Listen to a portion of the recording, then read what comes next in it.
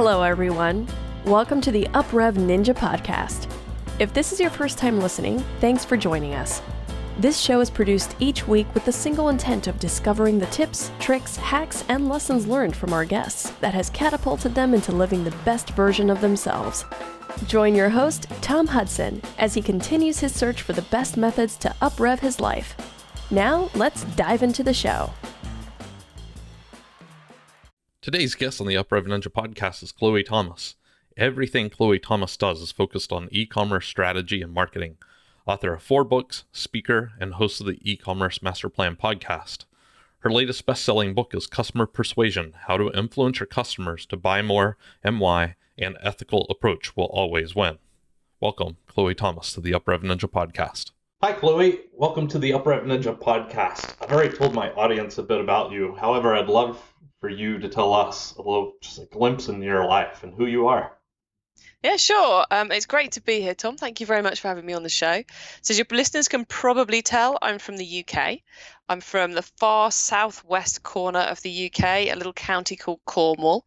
And I live out in a very rural area, but do something quite technical, which is to help e-commerce business owners succeed. So yes, that's me. I live down in Cornwall, but I spend quite a lot of time up in London. Awesome. Yeah, I actually listened to a couple of your podcasts, and I don't know, I'm in the tech industry myself, but that's so broad of a term, and I don't know, it's hard to be a master of anything nowadays. And I think listening to your podcast was pretty enlightening, to be honest. Oh, with cool. You. So, well, enlightening is one of the things I aim for. So thank you very much. No problem. So, I've already told you a bit about my audience here on UpRev Ninja, and it's all about trying to discover the best version of yourself. And I listened to a couple of your shows, and some of you went to I don't remember if it was a trade show or not, but you discussed some of the lessons learned from that, and I found that to be just excellent, because that's the type of stuff that I'm looking for. So that said, going over the course of your life, and this is kind of the big thing here, did you ever have one of those pivotal moments where just a light bulb moment and you're like, aha, this is it? Did you ever have anything like that? I think pivotal, it was definitely a series of light bulbs, but there was a huge pivotal moment, which was the founding of e-commerce master plan. Because I'd been running for about 5 years by that point, another business, an online marketing agency. Okay. And that one I got into accidentally, because it was an evolution of a job I was doing, and me and the boss ended up launching as a separate company. So it wasn't exactly the most well thought through business launch in the world. And I learned an awful lot about me and about business during that. I actually ran it for 10 years in the end, but I learned an awful lot about that and me, especially in the first 5 years. And there were 2 key kind of pivots or light bulbs, if you like, which led me to starting e-commerce master plan, the business I run now. The first of which was there was a massive mismatch between my why, if you like. I like helping people avoid waste. I like helping e-commerce businesses stop doing things which are utterly pointless, avoid the pitfalls that are ahead of them, and find those routes to customers which just make their business fly. So avoid all those wasted opportunities, all that wasted effort and all the rest of it. But what I was doing was I was trying to flog email marketing and AdWords marketing. And you can't really achieve one when you're trying to do the other, right, in either direction. It just really doesn't work. So that was kind of the first one, was like, right, this is completely opposed to what I'm actually wanting to do. And the other one was very much about being my best self, I think, which is I took it was called the Wealth Dynamics test back then. It's now called Talent Dynamics. Have you come across it? I think I have, yeah. It sounds really familiar. It's one of those psychometric tests, but it really resonated with me and continues to this day. And on that, essentially, all of my graph, if you like, was on the introvert side, and I have next to no graph at all on the extrovert side. And that was really the first time I'd really considered that there were different types of people in that way. And running a marketing agency, you spend your days having to be nice and friendly to clients, new business prospects, and staff. I can only imagine how exhausting that is when you're an introvert and you're having to step out of your comfort zone Oh, you all the time. you nailed it. It was like, oh, right. So that's why I go home every night and every weekend and just lie on the couch. It's Yeah, I like, get that. oh, so it's like, right, well then let's create a business where actually it's matched with my introvert nature. So I can do great things like this podcast, and I can go and speak at conferences, and I can use my people energy for maximum benefit. And then I can really focus in on those quiet times and write my books and do that analysis that I do for people. So how can I tweak things and create a business that actually suits me? So yeah, two fairly big realizations that led to quite a huge pivot in my existence. Well, that's fantastic. Thank you for sharing. The first one there, how you were talking about, your why and how you were almost just diametrically opposed to, you were going down one way, but you should have been going down the other way. Had you never encountered that before, or I know a lot of us are kind of like a horse with blinders on, right? We just keep marching in the same direction and we forget to look up occasionally.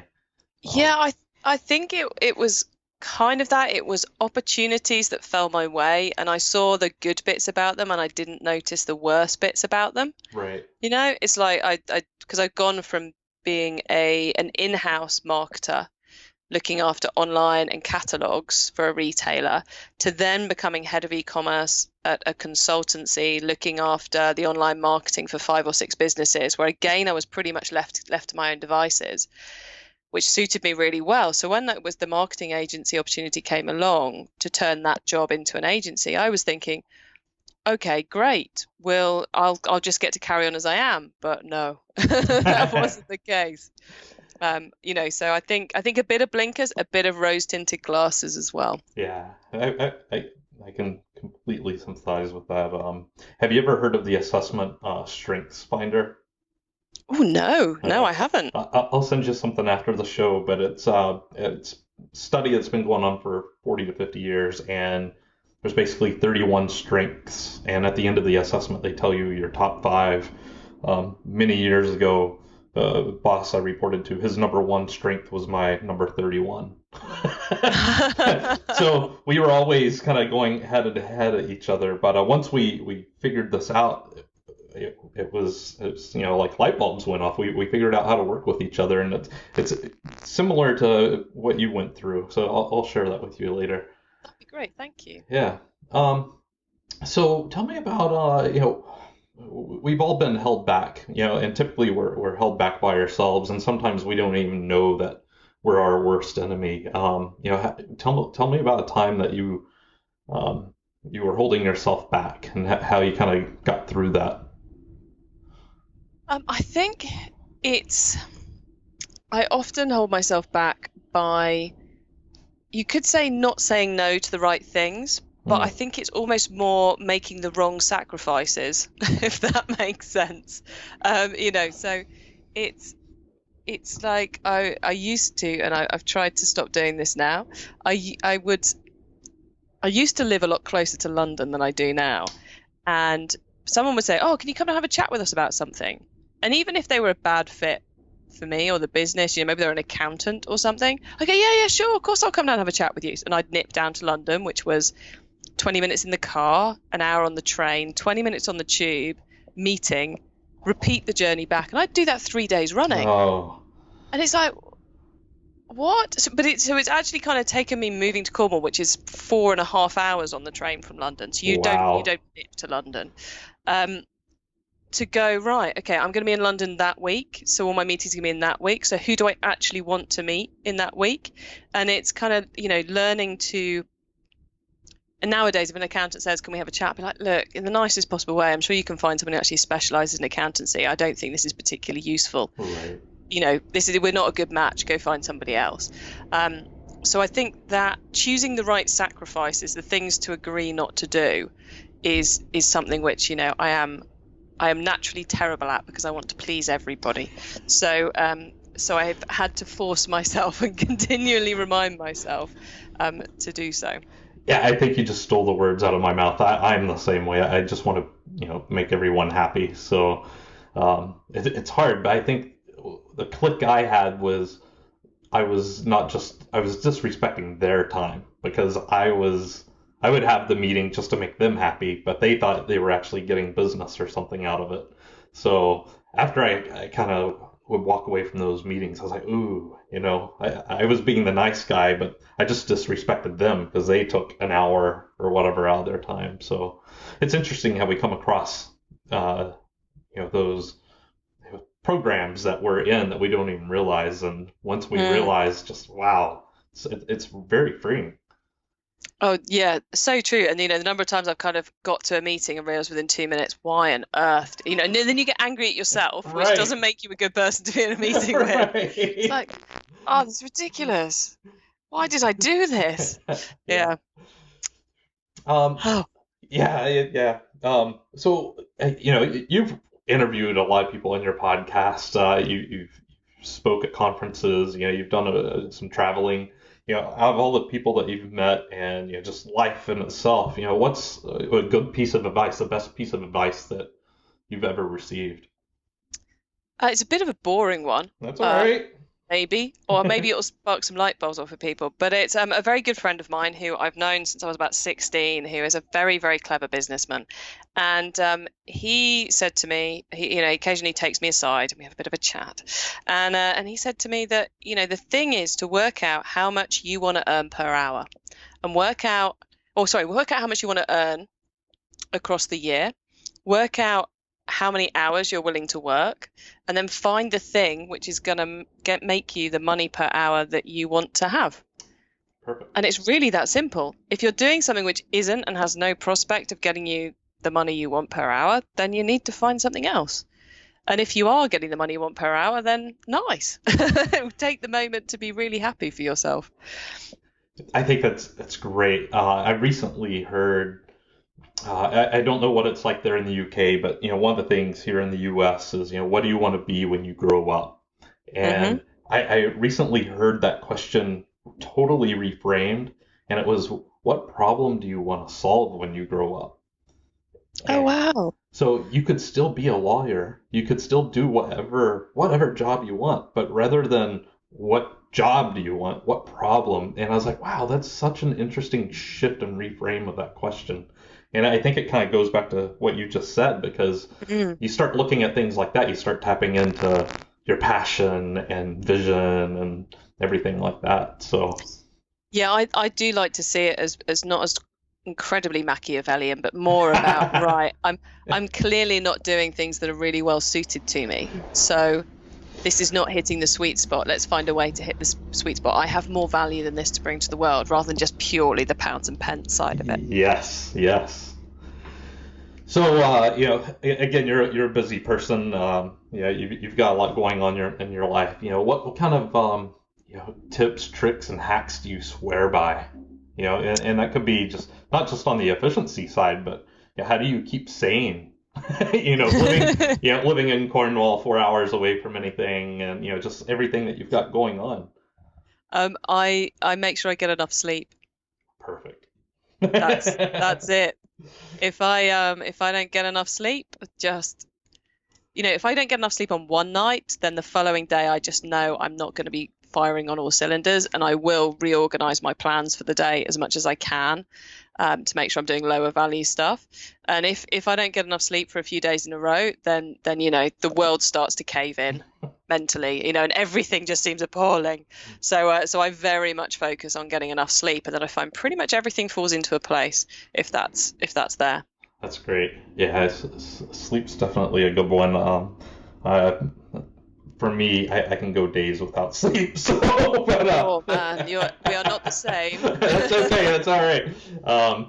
But I do get it. I'm a big napper, so if I don't have my naps, that's where I start to fall apart. So, well, what about just general experiences that you've had? Have you ever had an experience that you just anytime you come across someone like, oh, you really should go skydiving, or something that you never thought you would do, but it pushed you outside of your comfort zone, and you're so appreciative of it now when you look back at how it made you grow and stretch and become who you are today? So it's an interesting one because I'm not really a big person for big experiences and that sort of thing. Although, there have been times in my life when I go, right, we're getting in a rut. Let's try and do something we've never done before. Right.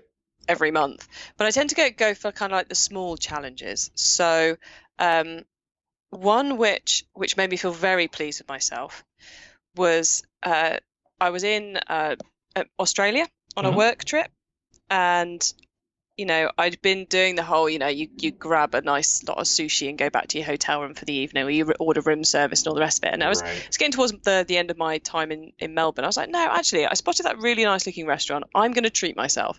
So I went in, and I do quite often dine in restaurants alone, but usually I'll say, can you bring the starter and the main together? Okay. Yeah. And I'm usually head down in the Kindle the whole time. But I thought, actually, no, I'm going to go and I'm going to do a full 3 courses in this nice restaurant, all on my own. And I'm going to try not to read my book. Not in order to have conversation with other people, but just really to embrace and experience almost like a mindfulness thing. Right. Just being there and enjoying the atmosphere whilst, being completely on your own. It was a very, very enjoyable experience, I have to say. And I think it's good for us, even the extroverts who love the people, to occasionally go and, just eat out on your own, or go to the cinema on your own, or do something solo.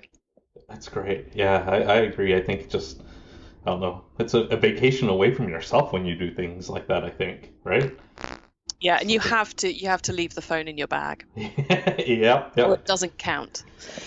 So you brought up Kindle that you usually take when you're out dining. Do you got a favorite book or a book that you recommend to people that you cherish? The business book or personal book? Yes, I'll take both. Oh, okay. All right. Okay, so in the personal book side of things, I'm a big fan of anything by Irvine Welsh. Okay. Who's a Scottish author. He wrote Trainspotting and various others, and just pretty much anything by him is, I think he's the only author I've read everything by. Wow, okay. So his stuff is just really, really good. He's now living in Miami, so most of his more recent books have an American setting to them that really get you thinking. So yeah, check out anything by him. It's just really good. On the business book front, the one that's really got me going at the moment is one called The 12-Week Year. That sounds perfect. Yeah, if only. It's by Moran and Lennington, and it takes lots of kind of tricks I've learned over the years and pulls them all into one system. And essentially, it's about setting your goals for quarterly periods. Right. But you set it for 12 weeks, and then you've kind of got your bonus, month 13, week 13, in case you need it. And drilling it down to just three key goals, and then this whole weekly focus piece to do. So I've been doing it since Q4 last year, and it really keeps me on track. Oh, okay. No, I like that. I mean, a year is so daunting at times. So I think bite-sized chunks like that, I gotta imagine are probably easier to manage, right? Oh yeah, it's really easy to manage because you can be pretty clear on what you think you need to get done in the next 12 weeks, whereas the year's all a bit amorphous. And it's a really simple process to follow once you've done it for the first time. It's I must admit I haven't read the book or picked up the book, in fact, to refer to the method in like maybe 6 months. Okay. But it's drilled in. It's the first thing I sort out every morning. So is this your second or third quarter that you've done this? I'm in quarter number 3 right now. So what kind of just lessons learned have you learned from that first quarter to now? What have you had to change or modify in your process? Oh, lots. Mainly about what goal I set at the beginning. Okay. Because it's the goals have to be quite precise. Right. It's not kind of like get more traffic to my website. It's launch podcast should be, the key goal. It's got to be really quite precise. And I've discovered that I'm a lot better at business goals than I am at personal goals. Okay. Yeah. So yeah, one day the personal goal will take priority. Yes. I have hope for Q4. Let me know when you figure that out. I think Yeah, I will. It's a dilemma we all have. Along those lines, we're always trying to improve either our business or ourselves, and everything along those lines. And you just kind of mentioned this, but is there something that you're currently working on in your life that you're trying to get better at to get you to that next level? Yeah, I'm trying to streamline things, not in the terms of kind of systemizing and outsourcing and all that kind of stuff, but more in the sense of, is this worth doing, or is this actually a waste of time? Okay. It's partly because I've heard from a lot of people at the moment who seem to have ended up in horrendous situations. Like there's someone I know who's in the e-commerce space, who a competitor entered their space and started undercutting them on every single product. Oh. And you're like, oh my God, what do we do at this point? And then you realize, right, okay, let's focus on what we can do really well, because we're pretty confident they're losing money on most of that, given we know the wholesalers. And let's focus in on, right, where's the fat in the business? Where's the stuff we really don't need to be spending money on? Where have we expanded where we shouldn't have done? And then there was another person I was listening to the other day who was talking at a conference, who was saying about how the point where their business stopped working so well was when they got investors and they had too much cash lying around. Oh, wow. Because they all got lazy. So I'm trying to kind of like take that mentality of, right, if my back was against the wall, what would I get done? What would I focus on? What would still make the grade of being worthwhile doing? And that's what I'm trying to do at the moment. I recently read somewhere, I don't recall where, but they were talking about, you have your business model and niche it down. But once you get it niched down, just keep niching down until it hurts. And once you get there, there's not going to be any fat left. And it's going to be that core message or core service that you're trying to deliver. And I don't know. It seems very difficult to try to niche something down that far, especially nowadays. And my worry is by the time you've niched it down that far, there's only 10 possible customers out there. Well, 5 of them don't like you. So. Yeah, that's true. That's true. Oh, yeah. Well, what about any personal habits that you have that you utilize that you believe really contribute to your continual growth? I don't work weekends. Perfect. That's just key. Yeah. I used to stockpile interesting work for Saturday, and then I realized if I looked at the time I was actually spending working, I was like, well, if I did an extra half hour a night, I could get everything done. So why am I using up my Saturday? Why am I hiding in the office? So I banned myself from working weekends, which was quite painful to begin with, but it has paid dividends ever since. That's great. How do you is it just a mental block, like I'm not working this weekend, or do you have you succumbed to spending all weekends at the museum or out at the cinema or anything like that? It's just been a case of shutting the business down on Friday and then waking it back up on Monday, and now it's got to the point because I had to do about a month or so ago, for the first time in 2 years, I had to do some work on the weekend. I was not very happy about it. I was resenting every minute of that. So I think it's necessary. Obviously I still think about the business and I've got a notebook around and I jot down ideas, but just that getting away from it and allowing the brain to recover and to make sense of things ready for Monday morning, I think is really, really key. But, it's really important for the rest of your life as well, to be doing something other than work. Yeah, I completely agree. So what about just, kind of wrapping things up here, some parting guidance, some wisdom that you would like to impart upon us? Of course. Well, every one of my podcasts, I end with the phrase, keep optimizing. Yes. Which for me, both means you have to keep going back to everything and improving it. But it's also really important from the other side, which is things don't have to be perfect before I put them live. Because if I didn't keep reminding myself of that, nothing would ever go live in my world. Everything would just continuously be being perfected. Right. So it's about keep optimizing, because you have to keep optimizing, but also it doesn't have to be perfect before you get out there, is what keep optimizing means to me. Okay, yeah, that's a great definition. I've been in that rut many a times. So, what's the best way that we can connect with you? Well, you will find all my contact details on the contact page at ecommercemasterplan.com, and links to everything I'm up to, including the podcast, books, and everything else, really. Okay. Awesome. And I'll when I post the show notes, I'll have all those links captured in there. So just one final thing, Chloe. Yep. Is there anything that you'd like to share? I guess are you promoting any projects or anything right now that you want to share with the audience? Yeah, I've recently launched my Get More Customers Club. Which is, I mean, this is really only for your listeners who are in the e-commerce space, because it's pretty e-commerce heavy, but we'd love to have you there. And the Get More Customers Club it's an online mastermind program for e-commerce businesses. So we have live sessions with me, we have a Facebook group, we have experts coming in to do Q&A sessions, and we have hot topic training videos from me as well. And if you go to the website, ecommercemasterplan.com, you will see the Join the Club link at the top in the menu there.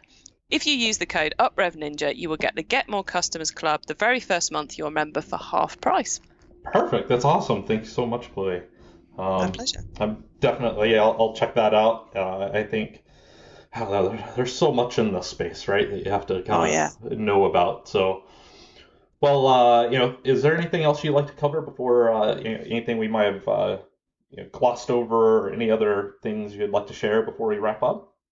No, I don't think so. Only to say that if any of your audience have any questions for me, then please do fire them in my direction. And as I said, you can find those contact details at ecommercemasterplan.com. I'd love to hear from you, and I get back to every question personally. So yeah, that's it. All right, great. Well, thank you for your time today, Chloe. I really appreciated speaking with you, and for you being open and vulnerable and sharing all these great stories. So thanks again for your time. Oh, my pleasure. Thank you for having me on, and I hope some of what I've shared helps your listeners. I really enjoyed interviewing Chloe. I really enjoyed what she had to say. There's a lot of information packed inside of this podcast. However, there were 3 key things I took away. The first one was when she discussed setting boundaries. It's really important. I think a lot of us don't set boundaries very well, or even if we do, we don't go back and reflect on those boundaries. So always doing that. In alignment with that, she also talked about another key takeaway was, putting yourself first. And another key takeaway in all these, I feel really mesh well with one another, was always looking for ways to streamline and optimize your life. That could be your life, business, personal, relationship, whatever. But, you combine those 3, putting yourself first, setting boundaries, and always trying to improve yourself and optimize what you're doing. The 3 of those all go hand in hand. So if you can leverage all 3 of those, I really do think that could catapult you to success. What were your key takeaways? Feel free to share those on all of our social media, and let's have a discussion. Thanks for listening to the UpRev Ninja podcast with your host, Tom Hudson. Navigate to our website at uprev.ninja today, where you will find additional resources to help you discover the best version of you. While you're there, join our newsletter and join the discussion on your favorite social media platforms. We've got some awesome guests lined up to share with us how they are becoming the best versions of themselves. Again, thank you for listening. Now it's time to go out and uprev your life.